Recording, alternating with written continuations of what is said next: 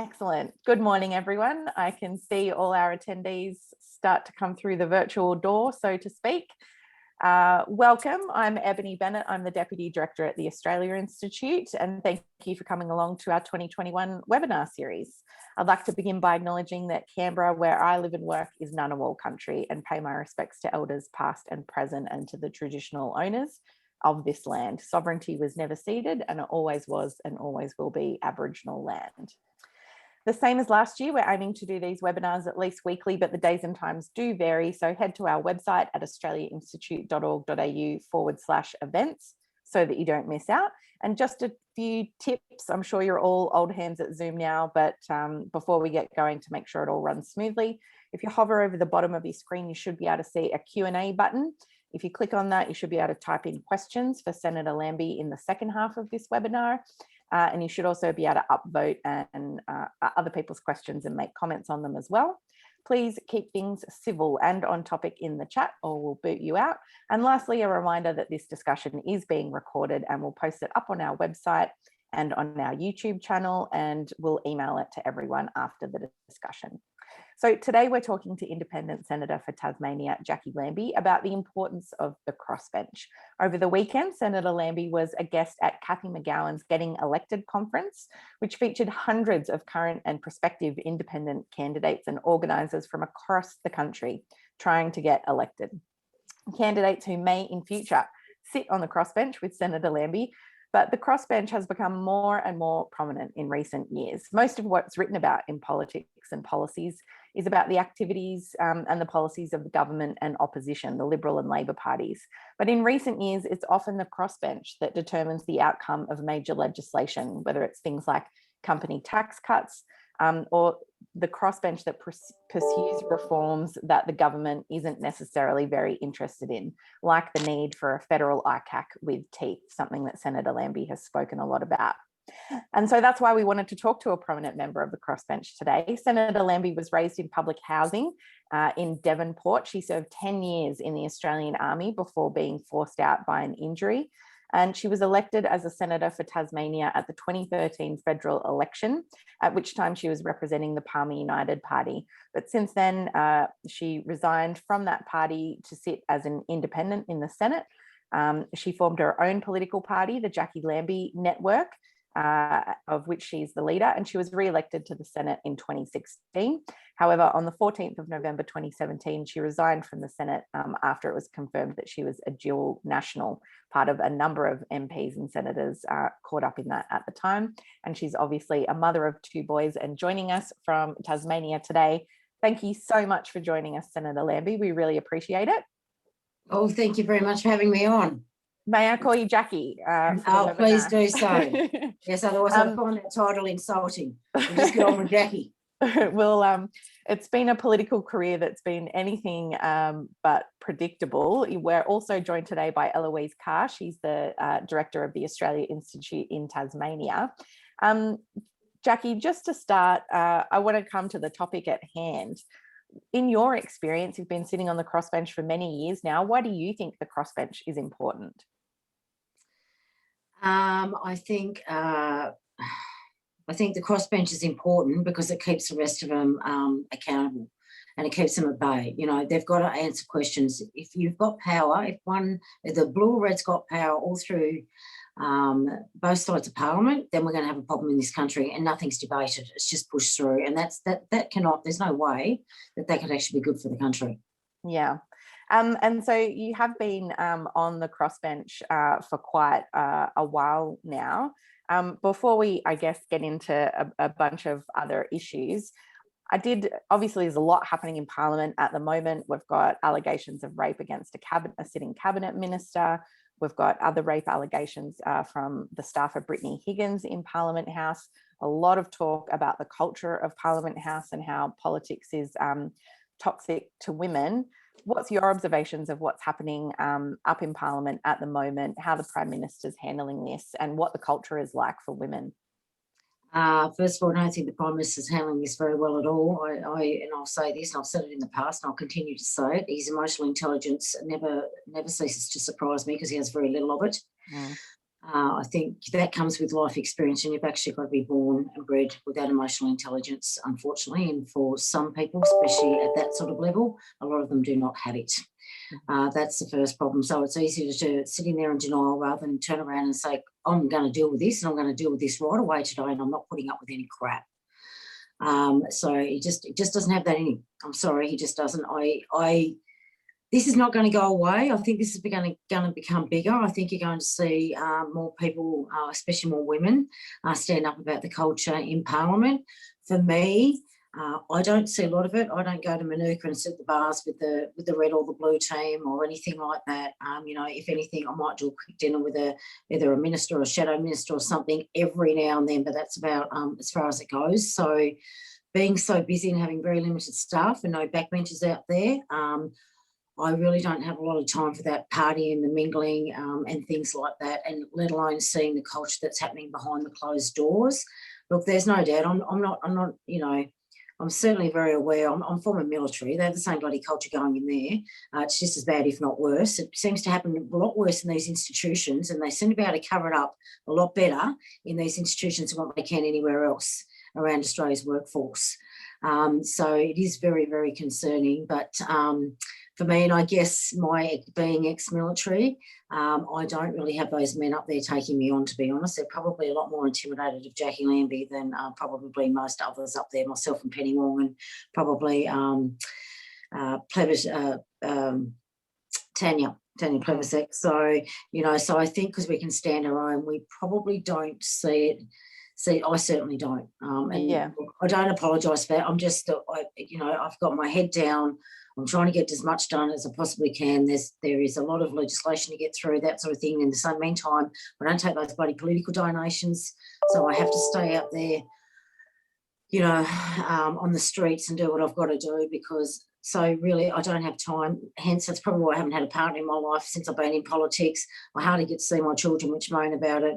For me, but I mean, I'm certainly very aware that sort of thing goes on because, like I said, I was a former military. Yeah, and there's a number of reviews and things being raised as a possibility to look into the culture, separate, I think, from some of the more recent allegations. No, actually, can you tell us about that? Yeah, I can. What's happening? Well, what they're doing is you'll see them watered down and phased out, those reviews, is how I understand it after talking to Minister Birmingham last week. And what you'll have is one big independent review. Now, that myself and some of the other, especially the female independents, have been asked to come in, whether it's Saley, Rebecca Sharkey, or Helen Haynes herself, and give some names of people that should be in charge of this independent inquiry. So you'll watch. You should see the other 3 or 4 that they've got running. Or was it 5? That should evaporate over the next week or 2 and get something truly. Apparently, one was just to look at what was going on in the Liberal Party, and then there was another one. So there was not one actually looking at the whole issue here. So hopefully that you'll see a lot more action on that in the next sitting week when we're up there next week. And I would expect those people that are going to run that independent review and be independent, like we've been promised, expect those to be named and get started on that review in the next 10 to 12 days. And even then, I'm giving them a little bit more leniency than what I should, because quite frankly, I would have liked it to be started and those names out at the end of this week. So I'll give them till the end of next week and see how we go before we go back into Parliament that week after. Eloise, did you have a question? Oh, Jackie, I just wanted to hear a bit more about the National Convention for the Independents that happened over the weekend, and were you presenting there, and what did you talk about and what did you take away from it? For me, look, I didn't get to sit in the whole lot because I also had to go out there with my boots on. There were some events. I've been sort of shut out from those events because of COVID, unfortunately. So I watched the segment. I think it had Beck Sharkey and I think it was the 3 independents or the 2, maybe her and Helen. I watched that for a little while and then got stuck into my own. I think what you can see is it depends on your electorate or your state on how you're going to run a campaign as an independent. Everyone's done it differently. Certainly they haven't done the way that I ran my campaign, and every campaign that I've ran the last 3, whether it was with Palmer United at going through a double D or been out there for 20 months without a job, without cash, trying to win my seat back after being done under Section 44. So you know, I think if there's anything I take out of it, you have to move with the times. You have to work out, you know, how's the best way that you can connect with your electorate or your state. And preferably, if you're not taking political donations, so you look even better and keep yourself clean cut, that certainly helps. Eloise, you've been doing a bit of work on, I think, cleaning up the culture of accountability and the accountability mechanisms in Tasmania. Jackie, do you have any thoughts on that process that's happening in your state? The process? Oh, I thought it'd gone into a coma. Is it moving again? Is it? Oh my God, we've been pushing this. I've been pushing this since I've been up here. You know, if you've got nothing to hide, why can't you show your political donations in 7 days? Why can't you bring it down to, you know, if there's anything over $1,500 or $3,000, you've got to declare it. You know, if you really got nothing to hide, then what is the problem in having political donations change? You can't tell me that you go to a dinner and you pay 10 grand a seat to eat your soggy fish and chips there is worth 10 grand. What are you buying? Come on. You know, it blows me away that these so-called leaders in our country, their ignorance on how the public actually feel about this and all this being exposed. I tell you what it would do is to keep them on the straight and narrow a little bit more, because there's nothing worse than seeing legislation come through the parliament and you go, it makes no common sense. Why would you vote for that? And then you're going through and you're connecting the dots with political donations from the past into the party itself, and you think, yeah, this is not what's best for the nation. This is what's best for a very small group of people, so you can continue to get your donations every time there's an election. You know, this is killing the country, and I'll be honest with you, it's probably one of the worst things going on out there right now is these political donations. And I think if people could see what I could see, what was going on up there in that house and what goes on in state parliament here, what those political donations buy, and I'll tell you now, those politicians can be bought as cheap as chips. Really, for access, just offer them $1,000. They'll just about get you in the front door. Then give them another couple and you probably get what you want.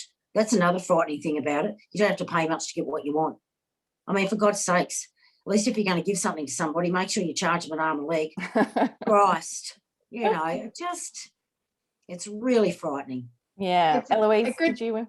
I was just going to ask Jackie how involved you get in state politics, because obviously this is an issue across state and federal. And Tasmania is in a process of reviewing our electoral act at the moment, including political donations and what the threshold should be and so on. So, yeah, just interested to hear how engaged you get in state issues. No, I have to stay up with the state issues, but I can tell you now, between Tasmania and the federal parliament, their political donations are the weakest in the country. So really, quite frankly, I would have thought Gutwein would be a little bit bigger than that, and I would have expected a bit more out of him. It's been really pathetic. I think we made a submission into that. We certainly ran our own political donations inquiry up there in Canberra as well, giving them options, not just saying something needs to be done. We told them how it could be done, certainly putting our bit out there. Look, for us in state politics, it is really difficult because of this. So I either compromise my family's name and take that and the country, or I don't, and that means trying to get other people up, whether it's state or federal, makes it really, really difficult. And that's the problem that we're having, because it's not just, if you're going to run, you can't, you've got to get out there, you've got to be out there. So I mean, basically you have to chuck your job away, especially that last 6 months. You have to be out there at least 18 months beforehand, because we don't have that, or 12 months minimum. You know, so it is really, really difficult to get. And there's a lot of people out there that just say, what the crap, they've got no respect for politicians. What the stuff would I go into the political arena? That's what we're getting to. So the pool itself, the political pool itself is actually getting smaller of the people that actually want to put their hand up and have a run. You know, so that really, really bothers me that, you know, the intellectual political pool itself is getting smaller and smaller and less and less. So yeah, Jackie, I'm not sure what going to we do ask you about about that.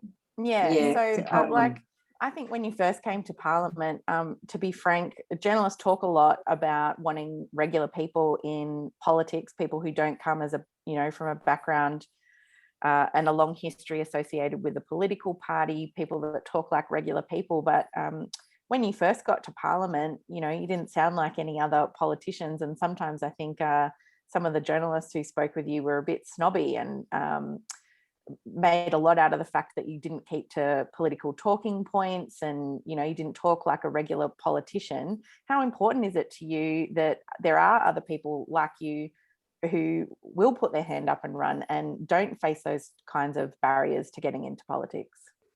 I think for me, I didn't help myself, and I probably didn't have those people, or I didn't have the right people around me. That did not help. So I have to take blame in that. If I've learnt the hard way or done it the hard way, I've certainly done that.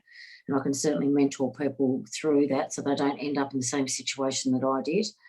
And I don't think because I was put under Clive Palmer and ran with his party, that did not help the situation as much as he tried to shield us. It actually made the situation worse. Mm-hmm. Not having a go at Clive Palmer at all, because he did try and shield us, but every move he made just made it worse.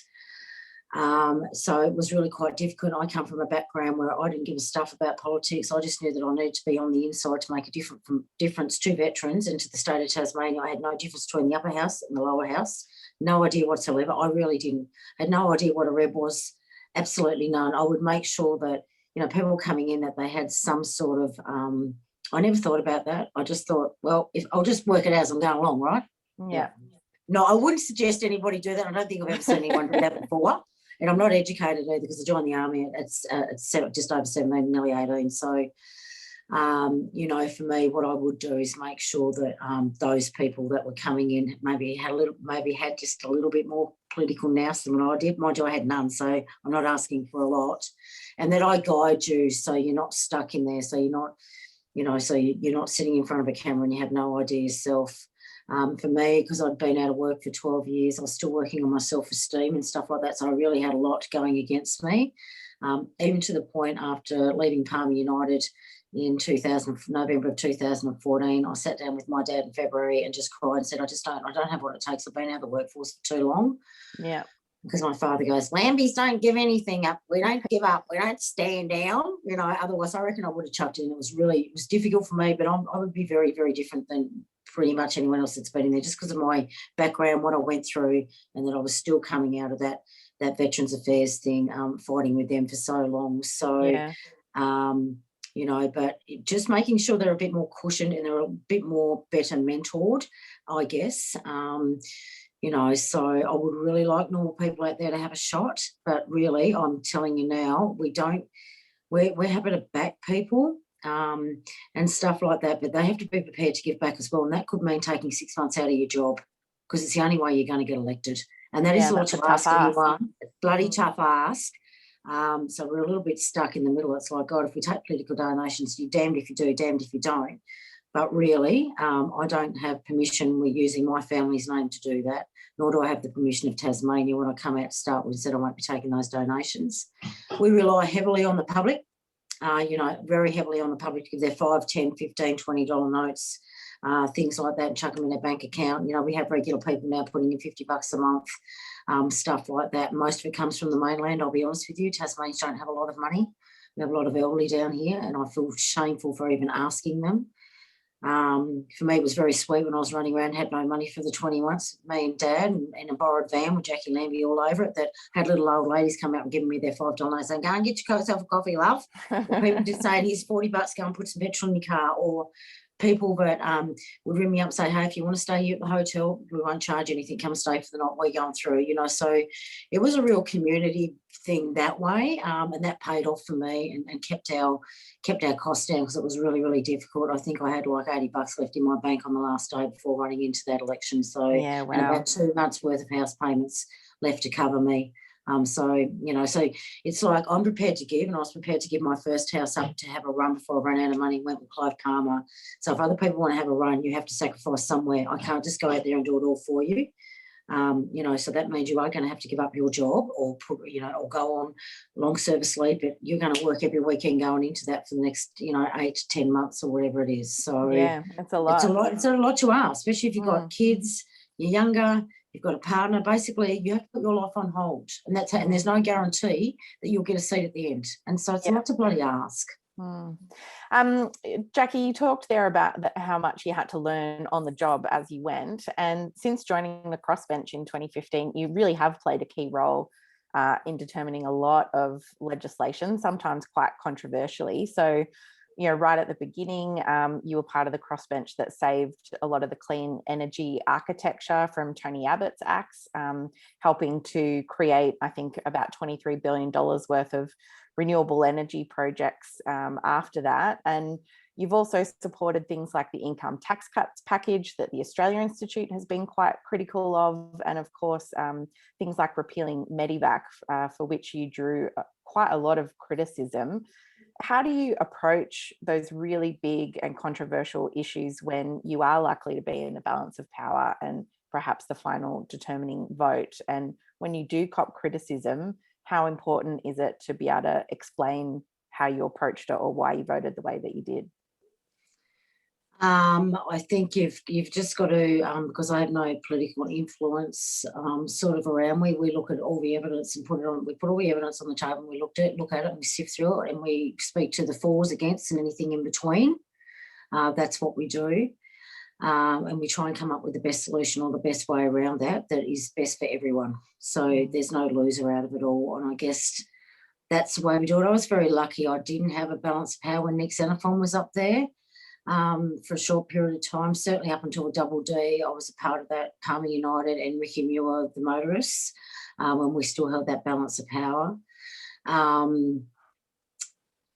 But even then, I'm not sure I did a great job of it because I was just trying to find my feet, let alone understanding what all that was about. And then, of course, Nick Xenophon, after that Double D, he had the balance of power, but Nick taking me under his wing right from the start. So basically, I could walk alongside Nick during that period of time until I got done under Section 44 and watch how he was doing things. He'd explain to me how he's doing things. So I'm really, really grateful to have had that mentoring from Nick Xenophon. That's helped me greatly. It comes down to making sure you have the right people around you, like I've said before, and making sure you're hiring the right people, and that is a mixture of everything. That's a mixture of age, a mixture of the left, the right, and in between, and making sure you have them around you so you can hear all their points of view, whether they're educated or uneducated, and I try and do that in my staffing as well. So for me, we do cop a lot of criticism, which is fine. They can criticise me, but what they're actually doing is they're criticising my staff. And there are times where I've really gone ballistic over that. It's not nice. If you want to criticise, then do it. But calling them the C word on the phone and stuff like that, and I'll be honest with you, it's actually the left that is worse than the right. How about that? It is the left worse than the right with that sort of stuff. I find it absolutely shameful. But the pressure it puts on my staff, if you want to go at me on the streets, and you be my guest if you think you're big enough, or you want to ring me and call me every name under the sun, but it's my staff that pay the price for that. And that I find quite upsetting. So, we don't always get it right. We try and do the best job that we possibly can. We've got limited resources. And like I said, I don't have a life. This is my life. I'm throwing everything I've got at it. So if people still want to criticise me, that's fine, but at least do it to my face or ring me up and do it over the phone or do it in an email. But don't do it to the staff. That's the thing that really annoys me more than anything. Yeah, that's fair enough. Yeah. Eloise, did you have another question for Jackie? Yeah, Jackie, the independent review of the EPBC Act recommended a range of reforms to make our national environmental law more effective. And you played a key role with other crossbenchers to stop the government from rushing through changes late last year. And what do you see as the critical components of any reform to the EPBC Act? Yeah, so, boy, geez, talking about crossbench, between myself, Sterling, Griff and Rex, look, what we try, like I said, we try and negotiate. We try and do the right thing. We try and do what's right to keep the bills alive, so everyone's happy with it. We have been working alongside the minister, but we've basically, she received a letter from us, and I certainly won't be putting that out at this point in time. And that was after speaking to her in that last couple of days, the last sitting period. And we've told her that unless they put in strong environmental standards, which we wrote about, an independent commissioner, then we wrote about to make sure that those environmental standards are enforced properly with that independent commissioner, not a mate, an independent commissioner. Right, then it's probably it's not going to go. The discussions aren't going to go any further. Obviously, the Standards and Insurance Bill has now gone to an inquiry and is due to report June 15th. So we've been able to push that out and make sure that we have a look at those standards again and separate that out, just so we can see a bit more about the standards and hear about them. Yeah, so I guess that for us, it's just putting all the checks and balances in. So like I said, well, it's the standards that bother us. It's the standards. It's what I'm not even happy with the way Tasmanian standards are down here. And by passing them more power, I'm not happy about that either. Mm. Right? So I just feel like they're palming this stuff off to the states. Do they have the money? Do they have the people on the ground to be able to do this? How much backing? What are they paying for? You know, so I still think there's quite a lot of answers that need to be given here. And I think you'll find that I think it's going to be an all or nothing with the Liberal Party sitting at Cabinet. And unfortunately, when it comes to Susan Ley, I don't think she's got the strength to take those men on. So I would imagine this is probably going to go wayside, which is really unfortunate because we could actually probably make our environmental standards even stronger and better. But this will come down to Susan Ley, and we're working really hard. And especially my senior advisors and Rexes and Sterling's, we're giving a lot of time in there to try and make some of this bill happen, the best parts of it. So, you know, see what I mean? But it comes down to then the minister getting all those cabinet, getting those white-collared men on side, you know, instead of saying, you will do it on getting the whip out, and this is the way it's going to be. Unfortunately, those women in the Liberal Party just don't have that.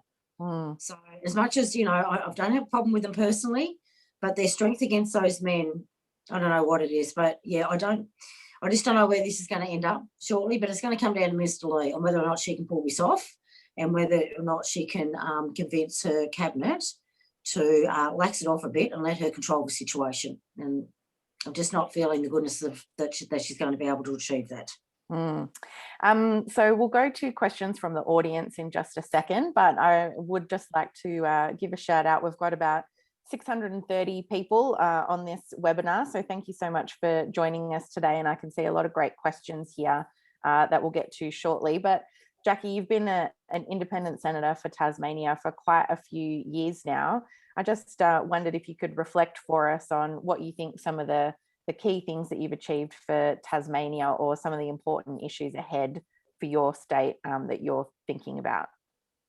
Yeah, so we have a big, at the moment we have West Coast Renewables coming, trying to set up down here. They've already done Granville Harbour, done a great job down there, 58 wind farms down there already.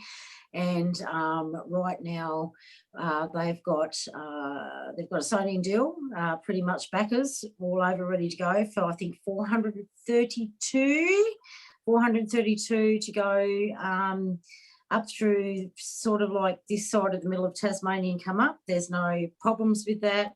None of the locals are making a hoo-ha out of it. They're glad to do it.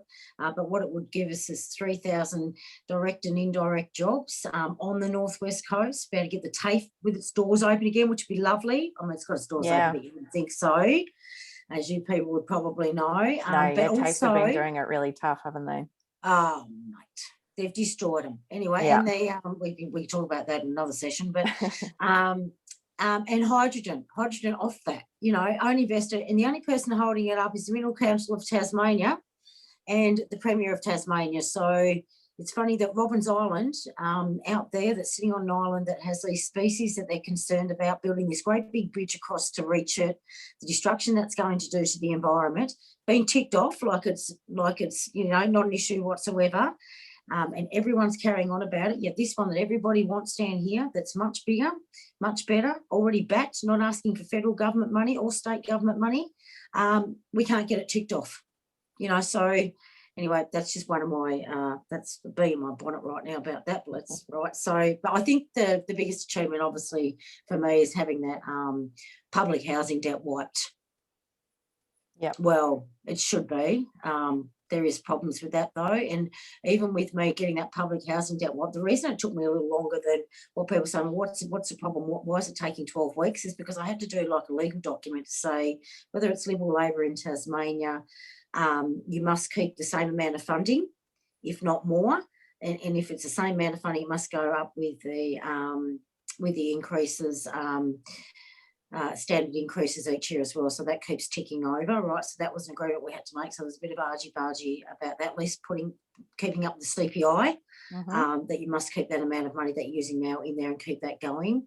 The problem is that we're having is Tasmania right now is in a boom, right? We cannot get tradies. You're waiting months for tradies. So those tradies, which good on them, because for a long time there, up until the last 4 or 5 years, they were doing it really tough down here in Tassie, especially the young guys out there trying to get apprentices and stuff like that. That's actually put the public housing bill behind, because there's jobs moving a lot faster and things getting ticked off in people's private residence and all the rest, and that's paying better. So they're doing that. So it has put it in a bit of a hold. I'm not sure that the housing minister is doing everything he possibly can. I'm not sure he's the right bloke for the job, to be honest with you, when it comes to Yench. But I certainly know there is non-for-profits out there doing everything they possibly can. We've got a good table of those NGOs out there, and we have done in Tasmania now for about 4 or 5 years, and they work together and they do that very, very well. So I think they're actually driving it, but unfortunately they don't get the money to spend. They've got to wait for the minister, and this is holding them back. This is really holding them back. So I'm just not sure whether the minister's heart isn't in it, or he's just not capable of doing the job. But, you know, I am really concerned. Rent has gone up. We're going to end up with more homeless people out there. And in the meantime, we've got mainlanders down here, they're smashing us, blowing up our properties, and they're going through the roof. Yeah. So, you know, that in itself is a problem. I think a lot of the deals you get done, you actually don't have to do deals, because I've got such a big voice and big social media. I just go out there and smash either the state ministers that are in charge. It's not a lot of them. That's only a little bit on that side, but it's hitting those people up here, and then hitting the Liberal senators down here and the House of Representatives, because as you know, in Braddon, Bass and Lyons, it's only about a 2% difference, give or take, swing. And therefore that's like a revolving door, who gets that position, whether it's red or blue. So by smashing them and putting the pressure on them, we'll usually get the result anyway without having to do a deal, which suits me because I hate selling my soul. So, you know, it was like the tax cuts, the reason we got that public housing debt, and I'd like to see everybody else's removed and have that same sort of deal I did with the state of Tasmania, make sure that same money stays in there with the CPI attached, and other bits and pieces, and it's got to be used in these areas, nowhere else within that housing portfolio and stuff like that be done. I think that helps, and it also generates jobs out there. And I noticed that some of your people are going, yes, but you gave them those third lot of tax cuts. I remind those people that we've just gone through COVID, and like I said on the floor when I gave my speech, that happens in 2020, 24, 25. We're going to have 2 more elections between now and then. It doesn't mean that they can't be removed from the table, you know. And by the way, Labor was already going to vote for that. So I thought, well, if Labor wants to vote for that and not do a deal for itself, then I'll undercut them and go and do the deal for Tasmania. So I was damned if I do, damned if I don't. But in the meantime, I got that housing debt wiped. So that would have went through those tax cuts. I'm telling you now, they already had Labor support. So I just got in a little bit earlier. Thanks, Jackie. We'll go now to questions from the audience. We might just deal with, there's several Medivac questions here to begin with. So I've got one from Ingrid Jackson, another from Trevor Gould. Ingrid is asking, can you just explain why you voted to repeal Medivac? And Trevor is asking about the deal associated with that, and if you can shed any more light on that. Yeah, I can. So I've told the government that I wouldn't repeal the Medivac, as you've all seen, without putting something in instead, and they agreed to that. Right, so they have agreed to that. They agreed to that, what was it, November, not last year, year before. But part of that agreement is that if I tell you what that agreement is, then the deal's off, or the agreement's off. You can call it whatever it is. And those refugees will be left with absolutely nothing. We're not going anywhere. They're going to stay there. That's where it is. Or you can have them brought back in. They're being put in detention centres anyway. That was a choice that I was left with. So I'm hoping that that this will be explained very, very shortly on what that agreement was and what has come out of that agreement. And it's making it very, very difficult. I wanted to say something for Christmas time. And I said that to put the deal on, to put the pressure on the government to make sure that agreement that we had was completely followed through and to get moving with it and finish it off. So that's where we're at. I mean, you know, I can come out here and spurt that, and then, you know, what it's going to do is leave them worse off. So if you just want to give me a little bit more time, that would be great. And then everyone will be happy, and they'll get what they want. That's what's going to come out of this agreement. Thanks, Jackie. The next question is from Lee Norton, and it's a follow-on from the EPBC question before, and about that review process. And it's asking especially about, are there any draft standards, including the failure to protect Aboriginal heritage? Is there anything specific about protecting Aboriginal heritage? Oh, geez, I'm sorry. I'll have to go back through those standards about that Aboriginal heritage. I think it's pretty much the standards that come out of it's the standards we're looking at that come out of what's his name? That's the sorry, I got a blank. Who's the gentleman that wrote it up? The Graham Samuel review. Yeah, sorry, Samuels. Yeah, so it's pretty much just going along with his standards. Yeah. Okay. The next question is from George Votsarakis. I hope I've said that correctly, George. My apologies. When will the federal ICAC become reality? I know this is one that you care a lot about, Jackie. Well, apparently they're very well behaved up there, so they don't need one. No. When are they putting police on the beat? Jesus. You have to ask. I don't know. As soon as we get more power as independents, you know, I think, yeah, unfortunately, One Nation holds a couple of those seats, and it's a pity they weren't pushing it a lot harder.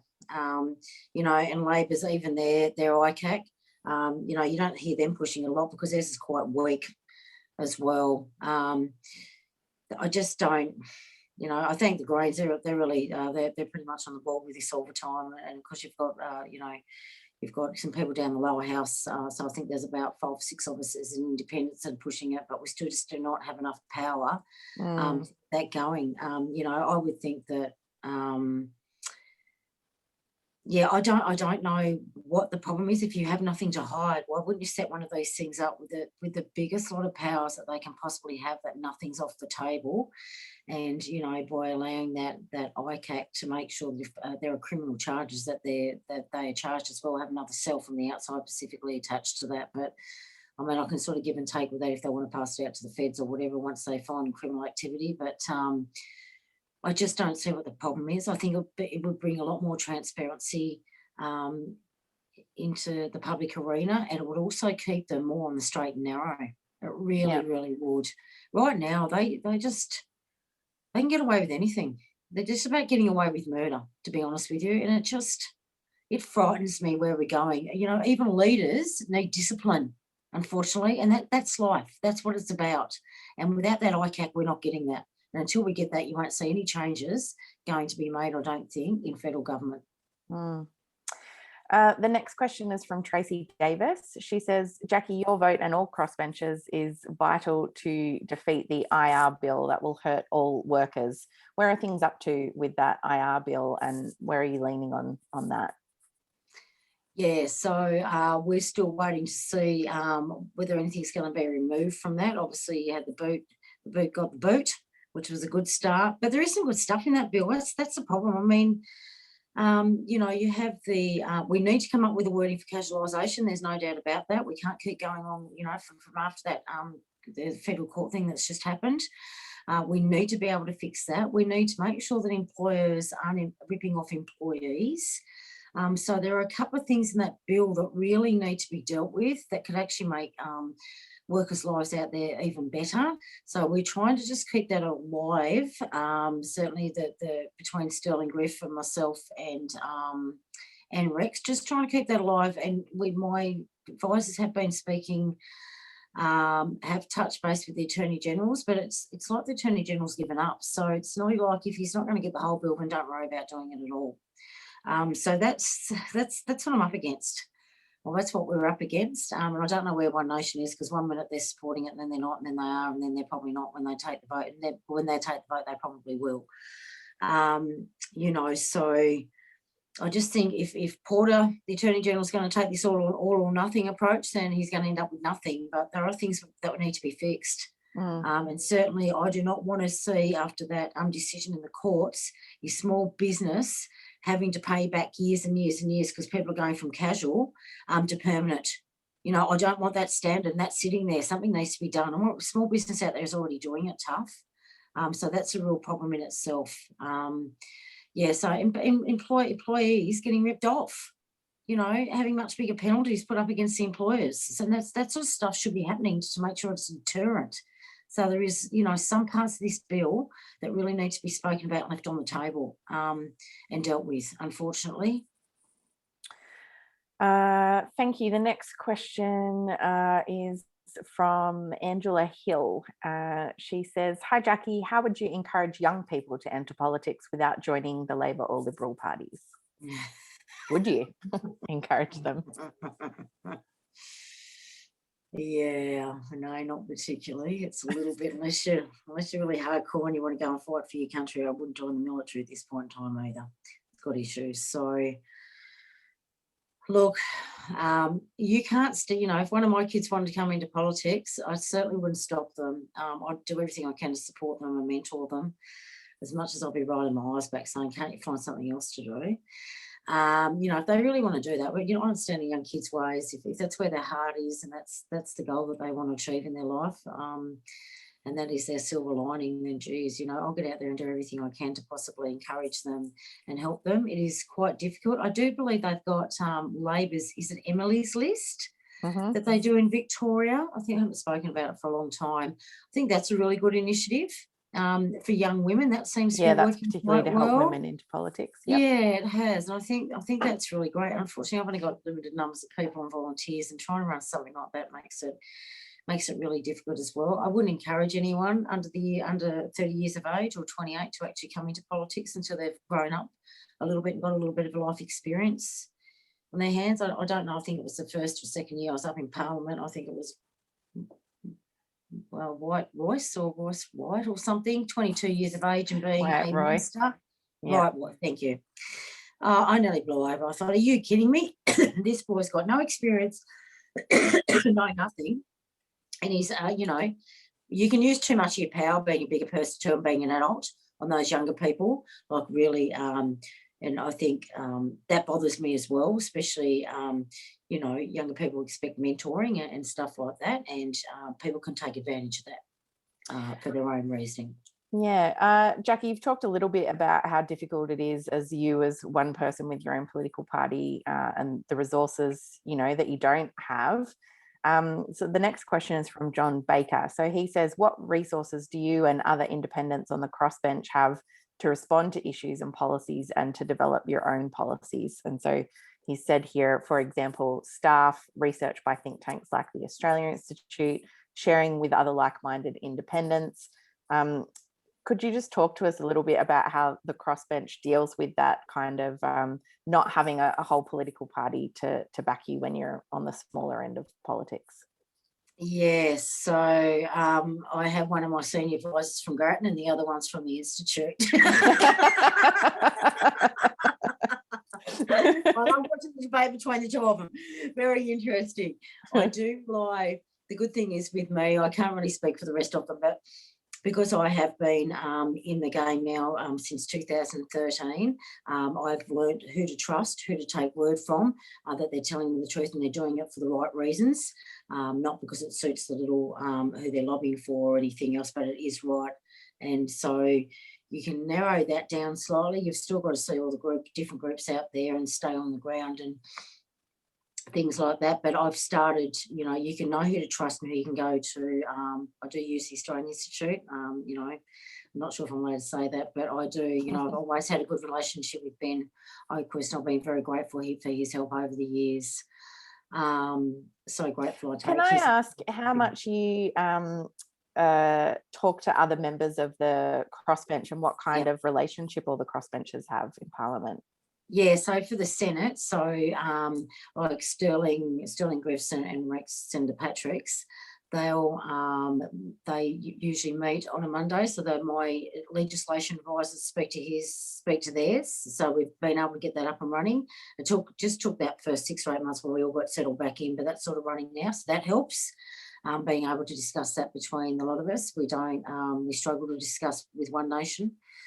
So we just find it's probably easy just to leave them out and we just do the 3 of us, because it can get really difficult, can waste a lot of energy, and we just don't have much to waste, unfortunately. So that makes things easy. Like I said, I have that relationship with those 3 men as well, and we can usually come to some sort of compromise most of the time, which is good. And I think, we're not there, I think, because the 3 of us, if we lose our seats, we lose our seats, we get on with it. That's the way it is. So there's nothing else at stake. It's all about putting the country first and what's best for it, and I hope to Christ that between the 3 of us, we can come to some sort of decision that is going to actually achieve that. That's what we do. And I will say, on behalf of the Institute, we're always delighted when Jackie uses our work, and it's always open and publicly available for anyone, up to and including the Prime Minister, to make great use of the Australia Institute's research. And we really appreciate the support you've shown the Institute over. I think they've got their own think tank, the far right think tank. Yeah, they've got a few, actually. The next question. I don't know if I'd call them a think tank, but whatever. The next question that I've got here touches again on the historic rape allegations, and I believe the minister in question is perhaps going to give a statement sometime this afternoon. But I'm not sure how much more you want to say on this, Jackie, but the question is from Brian McIver, who asks, what kind of role do you see for yourself on the crossbench, if any, on pressuring the Cabinet Minister to stand down in the wake of these historic rape allegations?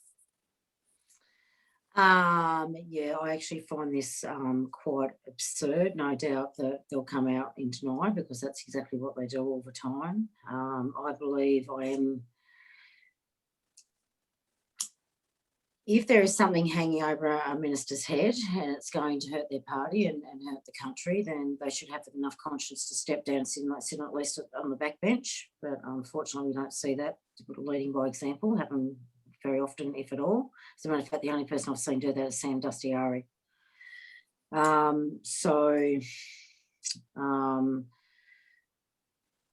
Yeah, it's a difficult one. I'm always one to, put all the evidence on the table until proven guilty. I do believe in our Australian legal system.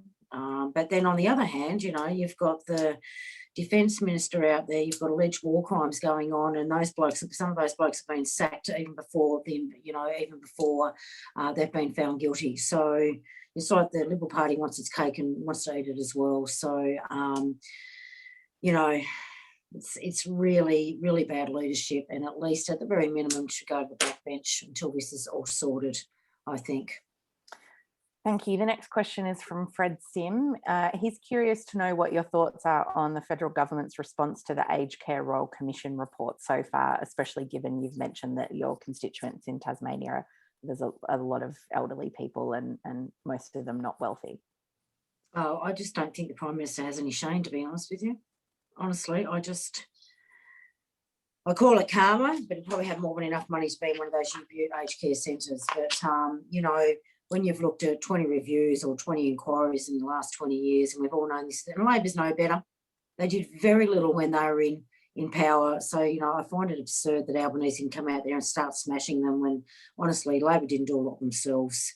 They're both to blame. Everyone's to blame for what is going on in aged care, and it needs to be fixed.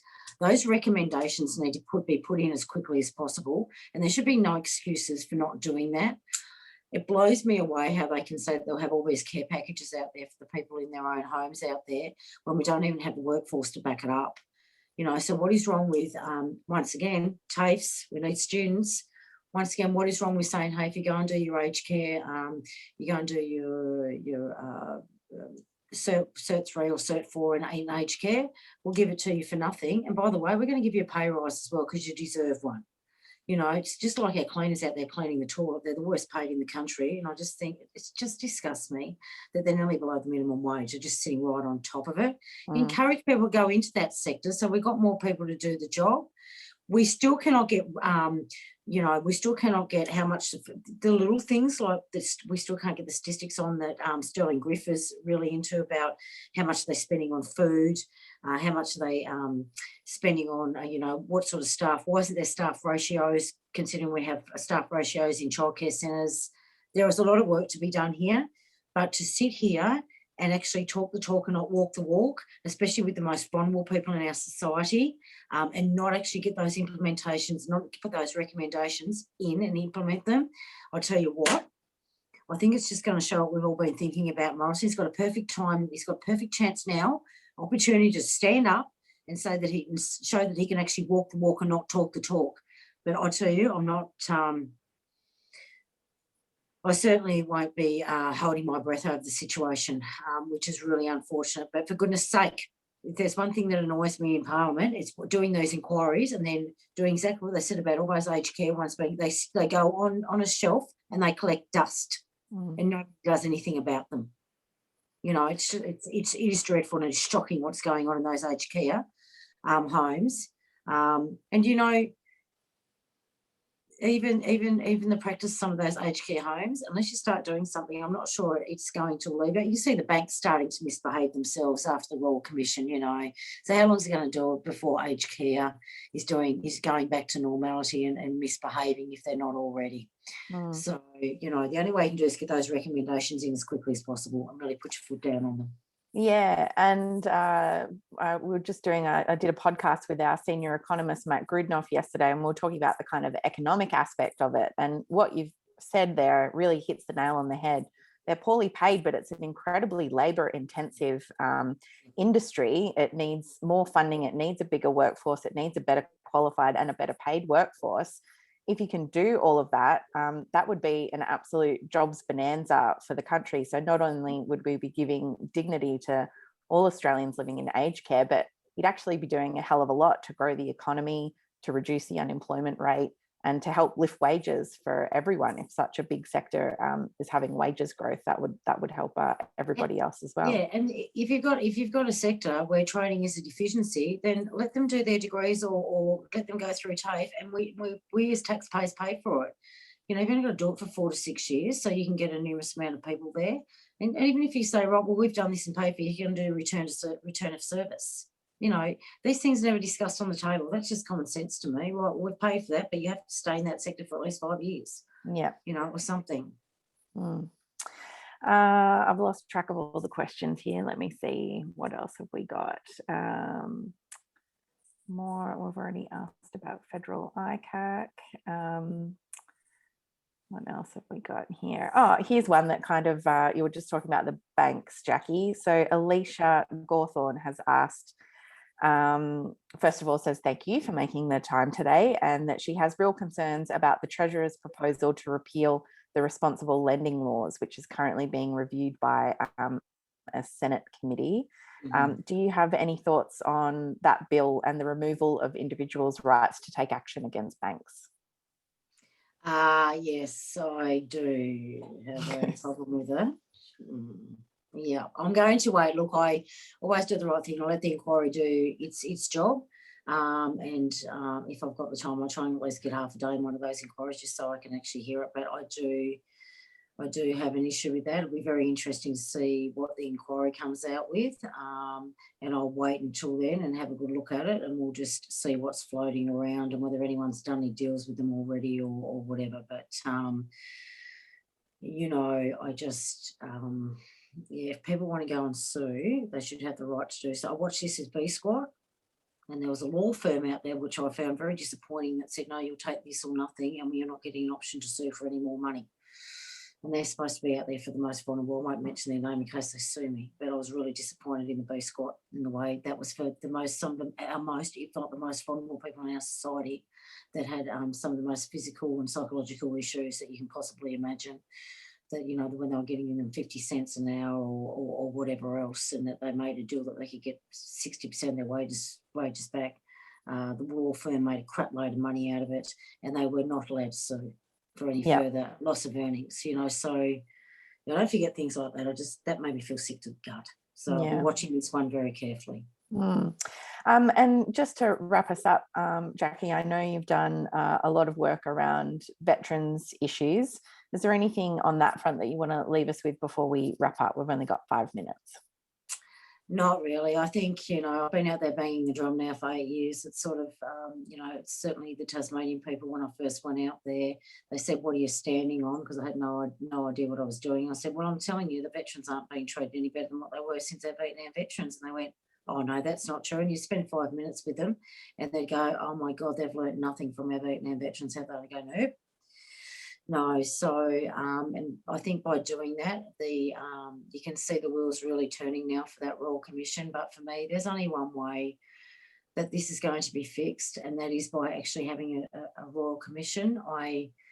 With the amount of suicides that are going on, so this is another problem with the Prime Minister. He just won't admit when he's got it wrong and just say, no, I've got this wrong, and we need a Royal Commission. But for us, just getting a commissioner into veteran suicide is like another slap in the face. It just took us down another peg. That's how we feel as former serving members, because it's not just about what's happening under Veterans Affairs and suicides. The suicides are nearly matching those that are coming off base of those who are serving. The young kids, what the hell is going on? We're not screening them properly to see if they're strong enough. Is there abuse going on? So this thing goes much bigger, and also go into the leadership and the culture of ADFA, RMC. This thing will grow like an octopus. This commissioner does not have the power to do that. And with the Royal Commissioner, he can just change his terms of references going on. If he says, actually, that's got to be looked at because that's connected to this, I need somebody that knows what they're doing, and they do not. And it's not, once again, it's not independent. And this is what bothers me. When they say it's independent up there, especially over these allegations of rape and that sort of thing, and they're starting to make their own little independent, but they're not bloody independent. I've learned that all the way along here. And, when you've got someone like Bernadette Boss that's been given her the Commissioner's job because she's damn good friends with the Defence Commissioner and with the Secretary of DVA, and you want me to trust you in making that decision? I don't think so.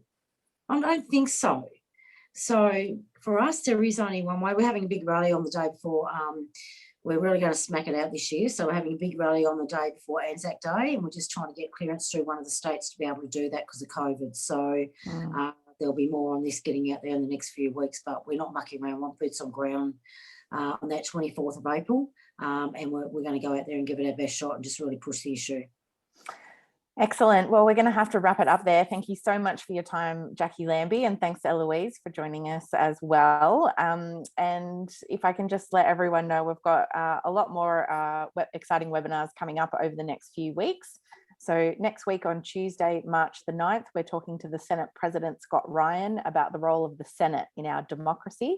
And we've got some exciting new research coming out about actually that Australians don't know a lot about how the Senate works. On Thursday, March 18th, the Australia Institute is privileged to be hosting the launch of the Close the Gap report for 2021. The title of the report is Leadership and Legacy Through Crisis, Keeping Our Mob Safe. That's on Thursday, March the 18th at noon. And then the day after that, we're talking to author and journalist Rick Morton about his new book, My Year of Living Vulnerably. So Rick's done a lot of reporting, as some of you might know, through the Saturday paper and elsewhere on not only deficiencies in aged care and some of those horrific stories, but through the NDIS, people living on Newstart, and a lot of people who really struggle to make ends meet. So it should be a great book. His last one was also wonderful. So stay tuned for that. Thanks for joining us today. Thanks for all your wonderful questions. I'm sorry that we couldn't get to all of them. And remember to stay safe out there. COVID's still out there. Stay 1.5 meters away. Keep washing your hands and stay safe. Thanks, everyone. And we hope to see you next week. Thanks, Jackie. Thank you. Thank you very much.